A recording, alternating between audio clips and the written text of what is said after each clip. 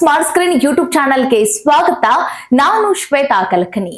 ಈ ಹಿಂಗಾರು ಬೆಳೆಯ ಕಟಾವಿನ ನಂತರ ಮುಂಗಾರು ಮಳೆ ಆಗುವ ಪೂರ್ವದಲ್ಲಿ ಅಂತಂದ್ರೆ ಈ ಬೇಸಿಗೆ ಸಂದರ್ಭದಲ್ಲಿ ರೈತರು ತಮ್ಮ ತೋಟದಲ್ಲಿ ಅಳವಡಿಸಿಕೊಳ್ಬೇಕಾಗಿರುವಂತ ಮಹತ್ತರವಾದ ವಿಚಾರ ಇಲ್ಲಿದೆ. ಅದುವೇ ಮಾಗಿ ಉಳುಮೆ. ಮಾಗಿ ಉಳುಮೆ ಅಂದ್ರೆ ಏನು? ಮಾಗಿ ಉಳುಮೆನ ರೈತರು ತಮ್ಮ ತೋಟದಲ್ಲಿ ಮಾಡಿದ್ದೇ ಆಗಿದ್ರೆ ರೈತರಿಗೆ ಆಗುವಂತ ಲಾಭ ಎಷ್ಟು? ಮಣ್ಣಿನ ಒಳಗಡೆ ಅಡಗಿರುವಂತ ಈ ಕೆಟ್ಟ ಕೀಟಾಣುಗಳಿಗೆ, ಅದರ ಜೊತೆಗೆ ಈ ಮಣ್ಣಿನ ಒಳಗಡೆ ಇರುವಂತಹ ಈ ಕಾಂಗ್ರೆಸ್ ಬೀಜ ಆಗಿರ್ಬೋದು ಅಥವಾ ಈ ಕಳೆಗಳ ಬೀಜ ಆಗಿರ್ಬೋದು, ಸೊ ಇವುಗಳನ್ನೆಲ್ಲ ಸರ್ವನಾಶ ಮಾಡ್ಬಿಡ್ಬೇಕು, ಇವುಗಳಿಗೆಲ್ಲ ಪಾಠ ಹೇಳ್ಬೇಕು ಅಂತಂದ್ರೆ ಇದುವೇ ಸುಸಂದರ್ಭ. ಸೊ ಹಾಗಾದ್ರೆ ಮಾಗಿ ಉಳುಮೆ ಅಂದ್ರೆ ಏನು? ಮಾಗಿ ಉಳುಮೆ ಮಾಡೋದ್ರಿಂದ ರೈತರಿಗೆ ಆಗುವಂತ ಲಾಭ ಎಷ್ಟು? ಜೊತೆಗೆ ಮಾಗಿ ಉಳುಮೆಯ ಮಹತ್ವ ಎಷ್ಟು? ಸೊ ಇದೆಲ್ಲದರ ಕುರಿತಾಗಿ ಇವತ್ತಿನ ವಿಡಿಯೋದಲ್ಲಿ ಕಂಪ್ಲೀಟ್ ಮಾಹಿತಿನ ಕೊಡೋ ಒಂದು ಪ್ರಯತ್ನ ನಾನ್ ಮಾಡ್ತೀನಿ. ಸೊ ಹಾಗಾಗಿ ಈ ವಿಡಿಯೋನ ಅಂತ್ಯದವರೆಗೂ ನೋಡಿ. ವಿಡಿಯೋ ಇಷ್ಟ ಆಗಿದ್ರೆ ಲೈಕ್, ಶೇರ್, ಕಾಮೆಂಟ್, ಸಬ್ಸ್ಕ್ರೈಬ್ ಮಾಡೋದನ್ನ ಮರಿಬೇಡಿ. ಮೊದಲದಾಗಿ ಈ ಮಾಗಿ ಉಳುಮೆ ಅಂದ್ರೆ ಏನು ಅದ್ರ ಬಗ್ಗೆ ಕಣ್ಣು ಹಾಯಿಸೋಣ. ಮಾಗಿ ಉಳುಮೆ ಅಂತ ಅಂದ್ರೆ ಹಿಂಗಾರು ಬೆಳೆ ಕಟಾವಿನ ನಂತರ ಅಂತಂದ್ರೆ ಈ ಫೆಬ್ರವರಿ ಅಂತ್ಯದ ಒಳಗಡೆ ಹಿಂಗಾರು ಬೆಳೆಯನ್ನ ಕಟಾವ್ ಮಾಡ್ಕೊಂಡ್ ಬಿಡ್ತಾರೆ ರೈತರು. ಆ ಬೆಳೆಯನ್ನೆಲ್ಲ ಹೊರಗಡೆ ಹಾಕ್ತಾರೆ, ಕಟಾವ್ ಆದ ನಂತರ ಹೊರಗಡೆ ಹಾಕ್ತಾರೆ. ತದನಂತರ ಭೂಮಿ ಎಲ್ಲ ಖಾಲಿ ಹಾಗೆ ಉಳಿದಿರತ್ತಲ್ಲ, ಸೊ ಆ ಸಂದರ್ಭದಲ್ಲಿ ಒಂದು ಉಳುಮೆನ ಮಾಡ್ಕೊಳ್ಬೇಕು. ಉಳುಮೆ ಮಾಡಿಕೊಂಡಾಗ ಏನಾಗತ್ತಂತಂದ್ರೆ ನಿಮ್ಮ ಮಣ್ಣು ತಿರುವಿಕೆ ಆಗಿರತ್ತೆ, ಅಂತಂದ್ರೆ ಮಣ್ಣು ಸಡಿಲ ಆಗಿರತ್ತೆ. ಸೊ ಸಡಿಲ ಆಗಿರುವಂತ ಸಂದರ್ಭದಲ್ಲಿ ಈಗ ನೋಡಿ, ಈ ಮಾರ್ಚ್ ಏಪ್ರಿಲ್ ತಿಂಗಳಲ್ಲಿ ಅತಿಯಾದ ಸೂರ್ಯನ ಬಿಸಿಲು, ಅತಿಯಾದ ಸೂರ್ಯನ ಶಾಖ ಏನಿರುತ್ತಲ್ಲ ಅದು ಭೂಮಿಯ ಮೇಲೆ ಬೀಳುತ್ತೆ. ನೀವು ಖಾಲಿಯಾಗಿ ಬಿಟ್ಟಿರುವಂತಹ ನಿಮ್ಮ ಕೃಷಿ ಭೂಮಿಯ ಮೇಲೆ ಆ ಸೂರ್ಯನ ಶಾಖ ಸೋಕಿದಾಗ ಏನಾಗುತ್ತೆ, ಮಣ್ಣಿನ ಒಳಗಡೆ ಇರುವಂತಹ ಕೆಟ್ಟ ಕೀಟಾಣುಗಳು, ಕೆಟ್ಟ ಕ್ರಿಮಿಗಳು, ಕೆಟ್ಟ ರೋಗಾಣುಗಳು, ಜೊತೆಗೆ ಯಾಕೆ ನೀವು ಕಳೆ ಗಿಡಗಳು ಅಂತ ಹೇಳಿ ಏನ್ ದ್ವೇಷಿಸ್ತಿರಲ್ಲ, ಸೊ ಅವುಗಳ ಬೀಜಗಳು ಕೂಡ ಆ ಮಣ್ಣಿನಲ್ಲಿ ಇರುವಂತ ಸಂದರ್ಭದಲ್ಲಿ ಈ ಸೂರ್ಯನ ಶಾಖವನ್ನ ತಡೆದುಕೊಳ್ಳಕ್ ಆಗದೆ ಅಂತಂದ್ರೆ ಈ ನೀರು ಮತ್ತೆ ತಂಪಾದ ವಾತಾವರಣ ಮತ್ತೆ ಈ ರೋಗಾಣುಗಳಿಗೆ, ಕೀಟಾಣುಗಳಿಗೆ ಮತ್ತೆ ಈ ಕಳೆ ಗಿಡಗಳಿಗೆ ಅನುಕೂಲವಾದಂತ ವಾತಾವರಣ ಇದ್ದಾಗಲೇ ಇವೆಲ್ಲ ಗ್ರೋತ್ ಆಗುತ್ತೆ.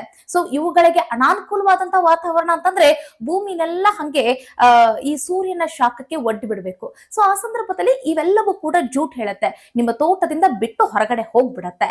ಇನ್ನೊಂದು ವಿಚಾರ ಏನಾಗುತ್ತಂತಂದ್ರೆ, ಸೊ ಈ ಸಂದರ್ಭದಲ್ಲಿ ಅಂತಂದ್ರೆ ಈ ಸೂರ್ಯನ ನೇರವಾದಂತ ಬಿಸಿಲಿಗೆ ನಿಮ್ಮ ಭೂಮಿನ ಒಡ್ಡದಾಗ, ಅದರಲ್ಲೂ ನೀವು ಒಂದು ಉಳುಮೆ ಮಾಡಿ ಬಿಟ್ಟಾಗ ಅಂತಂದ್ರೆ ನೀವು ಒಂದು ಸ್ವಲ್ಪ ಆಳದಲ್ಲಿ ನೀವು ಆ ಮಣ್ಣನ್ನ ತಿರುವಿರ್ತೀರ. ಅಂತಂದ್ರೆ ಈಗ ಉಳುಮೆ ಅಂತ ಮಾಡಿದಾಗ ಮಣ್ಣು ಸಡಿಲಗೊಂಡಿರುತ್ತೆ.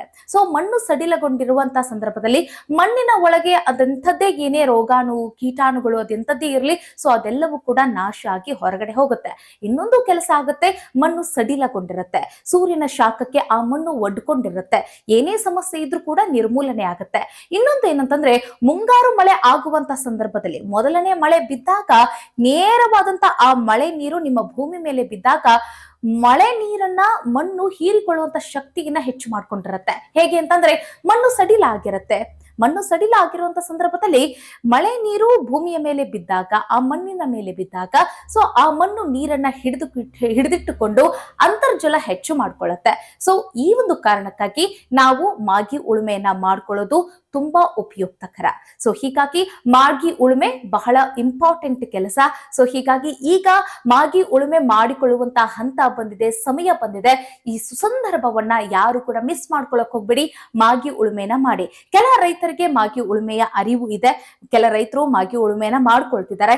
ಇನ್ ಕೆಲ ರೈತರು ಈ ಬೇಸಿಗೆ ಬಂದ್ಬಿಡ್ತು ಅಂತ ಅಂದ್ರೆ ತೋಟವನ್ನೆಲ್ಲ ಹಂಗೆ ಖಾಲಿ ಖಾಲಿ ಬಿಟ್ಕೊಂಡು ಸುಮ್ನೆ ಇರ್ತಾರೆ. ಆದ್ರೆ ಈ ರೀತಿಯಾದಂತ ಪ್ರೊಸೆಸ್ ಅನ್ನು ಕೂಡ ನೀವು ಮಾಡಿ ಖಾಲಿ ಬಿಟ್ರೆ ಇನ್ನು ಉತ್ತಮ ಅನ್ನೋದು ನಮ್ಮ ಸಂದೇಶ. ಈ ಮಾಗಿ ಉಳುಮೆ ಮುಗಿದ ನಂತರ ತೋಟವನ್ನ ಹಂಗೆ ಖಾಲಿಯಾಗಿ ಹಂಗೆ ಫ್ರೀ ಆಗಿ ಬಿಟ್ಬಿಟ್ರೆ ತೋಟ ಫಲವತ್ತಾಗುತ್ತಾ, ಹಸನಾಗುತ್ತಾ ಅಂತ ಕೆಲ ರೈತ ಬಾಂಧವರು ಕೇಳ್ಬೋದು.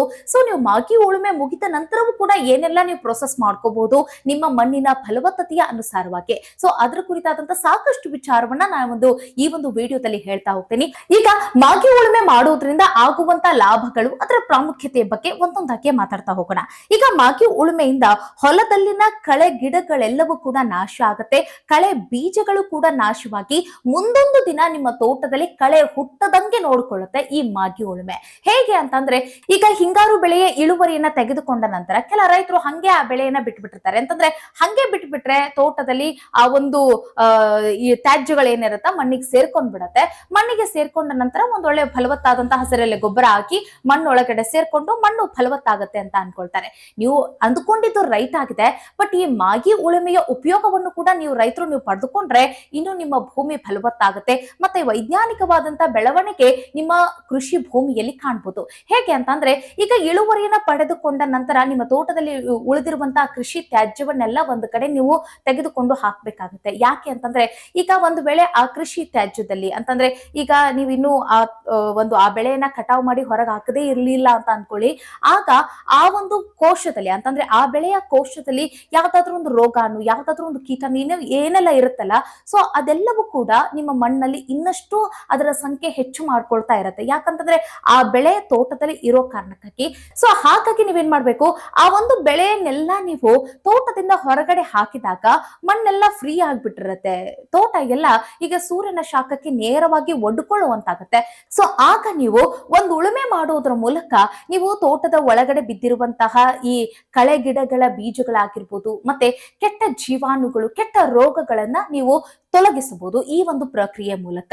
ಸೂರ್ಯನ ಶಾಖಕ್ಕೆ ನಿಮ್ಮ ಕೃಷಿ ಭೂಮಿನ ಒಡ್ಡಿದ ನಂತರ, ಅಂತಂದ್ರೆ ಸೂರ್ಯನ ಶಾಖ ನಿಮ್ಮ ತೋಟದ ಮೇಲೆ ವಿಪರೀತವಾಗಿ ಬಿದ್ದಾಗ ಮಣ್ಣಿನ ಒಳಗಡೆ ಇರುವಂತ ಈ ಕೆಟ್ಟ ಜೀವಾಣುಗಳು, ಕಳೆ ಗಿಡಗಳ ಬೀಜಗಳು ಇದೆಲ್ಲವೂ ಕೂಡ ತೊಲಗೋಗಿರತ್ತೆ. ಮುಂದೊಂದು ದಿನ ಏನಾಗುತ್ತೆ, ಮುಂಗಾರು ಮಳೆ ಬಿದ್ದಿರುವಂತ ಸಂದರ್ಭದಲ್ಲಿ, ಆ ಸಂದರ್ಭದಲ್ಲಿ ನಿಮಗೆ ಅಂತಂದ್ರೆ ಕೆಲ ರೈತರಿಗೆ ನೀರಾವರಿಯ ಅನುಕೂಲ ಇರುತ್ತೆ, ಇನ್ ಕೆಲವರಿಗೆ ನೀರಾವರಿಯ ಅನುಕೂಲ ಇರೋದಿಲ್ಲ. ನೀರಾವರಿಯ ಅನುಕೂಲ ಇದ್ದಿರುವಂತಹ ರೈತರಿಗೆ ಏನ್ ಮಾಡ್ಬೇಕು, ಒಂದು ವಾರ ಅಥವಾ ಒಂದು 15 ದಿನಗಳ ಕಾಲ ಈ ಸೂರ್ಯನ ಶಾಖಕ್ಕೆ ನಿಮ್ಮ ಕೃಷಿ ಭೂಮಿಯನ್ನ ಒಡ್ಡಿ ಆಗ ಇದರ ಉಪಯೋಗಗಳನ್ನ ಪಡೆದುಕೊಳ್ಳಿ. ತದನಂತರ ನಿಮ್ಗೆ ಹೆಂಗಿಂದ್ರೂ ನೀರಿನ ಅನುಕೂಲ ಇರುತ್ತಲ್ಲ, ಸೊ ಹಾಗಾಗಿ ನಿಮ್ಮ ತೋಟದ ತುಂಬೆಲ್ಲ ಈ ಹಸಿರೆಲೆ ಗೊಬ್ಬರಗಳ ಬೀಜಗಳು ಇರುತ್ತೆ ನೋಡಿ, ಸೆಣಬಾಗಿರ್ಬೋದು, ಈ ಡಯಂಚ, ಇದೆಲ್ಲವನ್ನು ಕೂಡ ನಿಮ್ಮ ತೋಟದ ತುಂಬೆಲ್ಲ ನೀವು ಎರ್ಚ್ಕೊಂಡ್ರೆ ಹಸಿರೆಲೆ ಗೊಬ್ಬರ ಬರುತ್ತೆ, ಹಸಿರೆಲೆ ಗಿಡಗಳು ಬರ್ತಾವಲ್ಲ, ಸೊ ಅದನ್ನ ನೀವೇನ್ ಮಾಡ್ಬೇಕು, ನಿಮ್ಮ ತೋಟದಲ್ಲಿ ನೀವು ಅದನ್ನ ಮಲ್ಚ್ ಮಾಡ್ಕೊಂಡು ಹಸಿರೆಲೆ ಗೊಬ್ಬರಗಳನ್ನಾಗಿ ಮಾಡ್ಕೊಳ್ಳಿ. ಮುಂದೊಂದು ದಿನ ಮುಂಗಾರು ಮಳೆ ಆಗುತ್ತಲ್ಲ, ಆ ಸಂದರ್ಭದಲ್ಲಿ ನಿಮ್ಗೆ ಬೇಕಾಗಿರುವಂತ ಬೆಳೆಗಳನ್ನ ಬೆಳ್ಕೊಂಡು ಉತ್ತಮ ಲಾಭ, ಉತ್ತಮ ಇಳುವರಿಯನ್ನ ನೀವು ಪಡಿಬಹುದು. ಒಂದು ವೇಳೆ ಈಗ ನಾವು ನೀರಾವರಿ ಅನುಕೂಲ ಇಲ್ಲದೆ ಇರುವಂತಹ ರೈತರು, ಮಳೆ ಆಶ್ರಿತ ರೈತರು ಅಂತ ಅಂದ್ರೆ, ಈಗ ನೀವು ಮಾಗಿ ಉಳುಮೆಯನ್ನ ಮಾಡ್ಕೊಂಡು ನಿಮ್ಮ ತೋಟವನ್ನ ಈ ಸಣ್ಣ ಎಕ್ಸ್ಪೋಸ್ ಅನ್ನ ಮಾಡ್ತೀರಾ, ಕೃಷಿ ಭೂಮಿಯನ್ನ ಸಣ್ಣ ಎಕ್ಸ್ಪೋಸ್ಗೆ ಬಿಡ್ತೀರಾ. ತದನಂತರ ಮುಂಗಾರು ಮಳೆಯ ಮೊದಲನೇ ಮಳೆ ಆಗ್ತೈತಲ್ಲ, ಸೊ ಆ ಸಂದರ್ಭದಲ್ಲಿ ನಿಮ್ಮ ತೋಟದ ತುಂಬೆಲ್ಲ ಈ ಒಂದು ಹಸಿರೆಲೆ ಗೊಬ್ಬರಗಳ ಬೀಜಗಳನ್ನ ಎರ್ಚಿಕೊಂಡು ನೀವು ಹಸಿರೆಲೆ ಗೊಬ್ಬರಗಳನ್ನ ಮಲ್ಚ್ ಮಾಡ್ಕೊಂಡು ಮುಂದೊಂದು ದಿನ ನೀವು ನಿಮಗೆ ಬೇಕಾಗಿರುವಂತ ಬೆಳೆಗಳನ್ನ ಹಾಕಿಕೊಳ್ಬಹುದು. ಕೆಲ ರೈತರು ಏನ್ ಮಾಡ್ಬಿಡ್ತಾರೆ ಅಂತಂದ್ರೆ, ಈ ಪ್ರೋಸೆಸ್ ನ ಮಾಡೋಕಿನ್ನ ಪೂರ್ವದಲ್ಲೇ ಮುಂಗಾರು ಮಳೆ ಆಗ್ತಾ ಇದ್ದಂತೆ ನೀವು ಬೀಜಗಳನ್ನ ಬಿತ್ತಲಿಕ್ಕೆ ಹೋಗ್ಬಿಡ್ತೀರಾ. ಬಟ್ ಆ ಸಂದರ್ಭದಲ್ಲಿ ಏನಾಗುತ್ತೆ ಅಂತಂದ್ರೆ, ಈ ರೀತಿಯಾದಂತ ಮಣ್ಣಿನ ಒಳಗಡೆ ಇಂತಹ ಜಗತ್ತು ಬೆಳೆದಿರುತ್ತೆ ನೋಡಿ, ಅಂತಂದ್ರೆ ಕಳೆ ಗಿಡಗಳ ಬೀಜಗಳು ಇರುತ್ತೆ, ಮತ್ತೆ ಕೆಟ್ಟ ರೋಗಾಣುಗಳು, ಕೆಟ್ಟ ಜೀವಾಣುಗಳೆಲ್ಲ ಭೂಮಿ ಒಳಗಡೆ ಇರುತ್ತೆ. ಸೊ ಇದ್ಯಾವುದು ಕೂಡ ನಾಶ ಆಗಿರೋದಿಲ್ಲ. ನಾಶ ಮಾಡೋಕಿನ ಪೂರ್ವದಲ್ಲೇ ನೀವು ಇನ್ನೊಂದು ಬೆಳೆಯನ್ನ ಹಾಕಕ್ ಹೋಗಿರ್ತಾರೆ. ಸೊ ಹಾಗಾಗಿ ಮುಂದೆ ನೀವು ಹಾಕುವಂತ ಭವಿಷ್ಯದ ಬೆಳೆಗೆ ಈ ರೀತಿಯಾದಂತ ಸಮಸ್ಯೆಗಳೆಲ್ಲವೂ ಕೂಡ ಮತ್ತೆ ಕಂಟಿನ್ಯೂ ಆಗ್ಲಿಕ್ಕೆ ಶುರುವಾಗುತ್ತೆ ನಿಮ್ ತೋಟದಲ್ಲಿ. ಆಗ ನಿಮಗೆ ಇಳುವರಿಯ ಮೇಲೆ ಹೊಡೆತ ಅಥವಾ ಬೆಳೆ ಮೇಲೆ ಹೊಡೆತ ಬೀಳುವ ಸಾಧ್ಯತೆ ಇರುತ್ತೆ. ಆಗ ನೀವು ಅಂದುಕೊಂಡಂತಹ ಕನಸು ನನಸಾಗದೇ ಇರಬಹುದು. ಸೊ ಹೀಗಾಗಿ ಈ ವೈಜ್ಞಾನಿಕ ಅಂಶಗಳನ್ನ ನಿಮ್ಮ ತೋಟದಲ್ಲಿ ಅಳವಡಿಸಿಕೊಂಡ್ರೆ ನೀವು ಮುಂದೊಂದು ದಿನ ಒಳ್ಳೆಯ ಲಾಭ, ಒಳ್ಳೆಯ ಕೃಷಿಯನ್ನ ಮಾಡ್ಲಿಕ್ಕೆ ಸಾಧ್ಯ ಆಗ್ಬೋದು.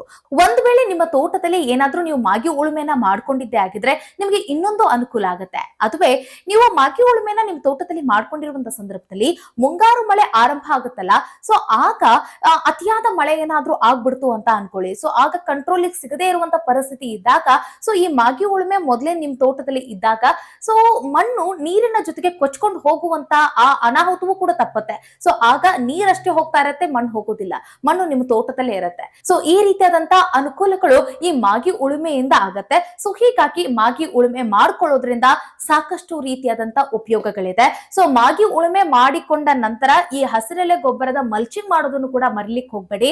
ಯಾಕಂತಂದ್ರೆ ಫಸ್ಟ್ ಗೆ ನಿಮ್ಮ ತೋಟವನ್ನ ಸಣ್ಣ ಎಕ್ಸ್ಪೋಸ್ಗೆ ಬಿಡಿ, ಸೂರ್ಯನ ಶಾಖಕ್ಕೆ ನಿಮ್ಮ ಕೃಷಿ ಭೂಮಿಯನ್ನ ಒಡ್ಡಿ. ತದನಂತರ ನಿಮ್ಮ ಮಣ್ಣು ಒಳಗಡೆ ಇರುವಂತಹದ್ದೇನೇ ಕೆಟ್ಟ ಸಂಕುಲ ಇರಲಿ, ಕೆಟ್ಟ ಜೀವಾಣುಗಳಿರ್ಲಿ, ಅಥವಾ ರೋಗಗಳಿರ್ಲಿ, ಅಥವಾ ಈ ಕಳೆ ಗಿಡಗಳ ಬೀಜಗಳಿರ್ಲಿ, ಅದೆಲ್ಲದರ ಹುಟ್ಟಡಗಿಸ್ಬೇಕು. ತದನಂತರ ನೀವೇನ್ ಮಾಡಿ, ಈ ಹಸಿರೆಲೆ ಗೊಬ್ಬರಗಳನ್ನ ನೀವು ಮಲ್ಚ್ ಮಾಡೋದ್ರಿಂದ ನೀವು ನಿಮ್ಮ ಕೃಷಿ ಭೂಮಿಗೆ ಹಸಿರೆಲೆ ಗೊಬ್ಬರ ಗೊಬ್ಬರಗಳನ್ನ ಕೊಟ್ಟು ನಿಮ್ಮ ಕೃಷಿ ಭೂಮಿಯನ್ನ ಹಸನಾಗಿಸಿಕೊಳ್ಬಹುದು. ಇದೇ ರೀತಿ ನಿಮ್ಮ ಕೃಷಿ ಭೂಮಿಯಲ್ಲಿ ವೈಜ್ಞಾನಿಕ ಕ್ರಮಗಳನ್ನ ಅಳವಡಿಸಿಕೊಳ್ಳುವ ಮೂಲಕ ನಿಮ್ಮ ತೋಟ ಹಸನಾಗುತ್ತೆ, ಮತ್ತೆ ಕೃಷಿ ಭೂಮಿ ಫಲವತ್ತಾಗುತ್ತೆ, ಮತ್ತೆ ಮಣ್ಣಿನ ಒಳಗಡೆ ಅಡಗಿರುವಂತ ಕೆಟ್ಟ ಜೀವಾಣುಗಳಿಗೆ ನೀವು ಪಾಠ ಹೇಳ್ದಂಗಾಗುತ್ತೆ, ಬುದ್ಧಿ ಕಲಿಸಿ ಹೊರಗಡೆ ಹಾಕ್ದಂಗಾಗುತ್ತೆ.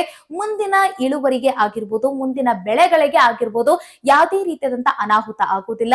ಹಿಂದೆ ಆಗಿರುವಂತ ಸಮಸ್ಯೆ ಮುಂದಿನ ಬೆಳೆಗಳಿಗೆ ಆಗುವುದಿಲ್ಲ. ಸೊ ಹೀಗಾಗಿ ಈ ರೀತಿಯಾದಂತಹ ವೈಜ್ಞಾನಿಕ ಕ್ರಮಗಳು ನಿಮ್ಮ ತೋಟದಲ್ಲಿ ನಡೀತಾ ಇರಲಿ, ಚಮತ್ಕಾರಗಳು ಆಗ್ತಾ ಇರಲಿ ಅನ್ನೋದು ನಮ್ಮ ಗುಡ್ ಮೈಂಡ್ಸ್ ಯೂಟ್ಯೂಬ್ ಚಾನೆಲ್ ನ ಆಶಯ ಆಗಿತ್ತು. ಸೊ ಹೀಗಾಗಿ ಮುಂದಿನ ವಿಡಿಯೋದಲ್ಲಿ ಮತ್ತೊಂದು ವಿಚಾರದೊಂದಿಗೆ ಸಿಗೋಣ. ಅಲ್ಲಿವರೆಗೂ ಈ ವಿಡಿಯೋ ನಿಮ್ಗೆ ಇಷ್ಟ ಆಗಿದ್ರೆ ನಿಮ್ಮ ಸುತ್ತಮುತ್ತಲಿನ ರೈತ ಬಾಂಧವರಿಗೆ ಈ ವಿಡಿಯೋನ ಶೇರ್ ಮಾಡೋದನ್ನ ಮರಿಬೇಡಿ. ಸಿಗೋಣ. ನಮಸ್ಕಾರ.